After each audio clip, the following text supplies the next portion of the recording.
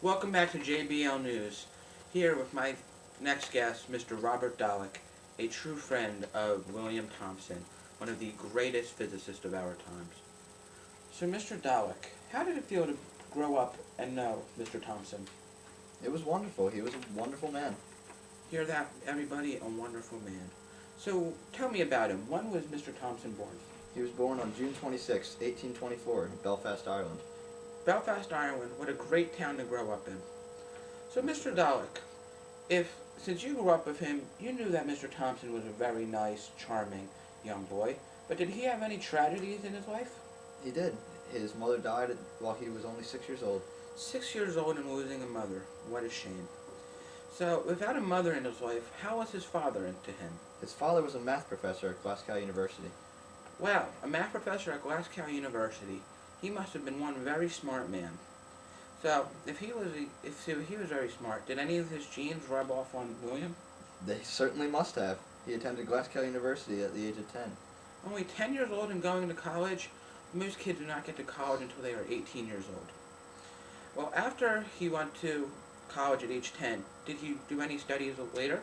He did. After Glasgow, he attended Cambridge University. Cambridge University, one of the best there is. So, after he graduated from Cambridge University, what did he do? He was a professor at Glasgow University for 53 years. Wow, 53 years.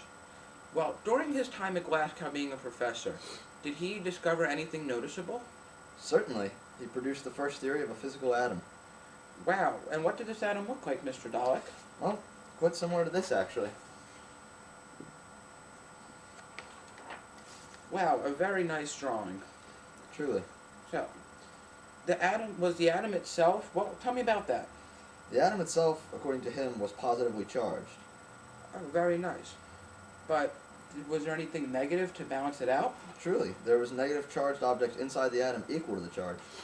Wow, that is very, very nice. Quite. Well, if he was also known as Lord Kelvin, how did he be? Where did the Kelvin come from? Well, he was the first scientist to discover absolute zero, which is equal to negative 273 degrees Celsius. So I'm assuming that absolute zero is considered 0 Kelvin? Correct. Wow. And with this Kelvin, did he develop like a scale or anything involving this?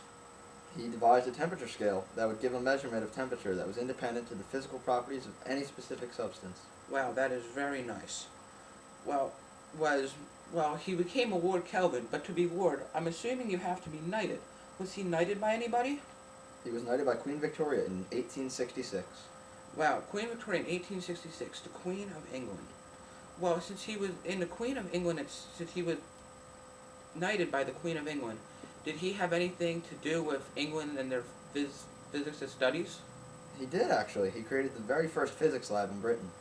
In his physics lab, did he work on any laws about energy or anything? The law of conservation of energy. You're spot on.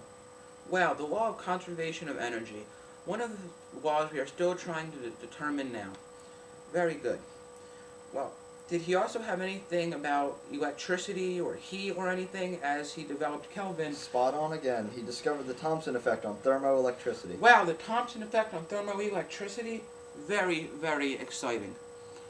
Well, as he was a professor for 53 years, I'm assuming he published many papers. Did he? Over 6,000, actually, involving physics and the atomic theory. 6,000 papers involving physics and atomic theory. That has to be a record. Possibly, but I'm not sure about that. Well, we will find out later. Well, I'm Probably assuming that was the majority of his life. Is he alive with us today? He is not. He died on December 17th, 1907. Wow, what a shame, everybody. Well, that's all the time we have for today. Let's give a round of applause for my guest, Mr. Robert Dallek.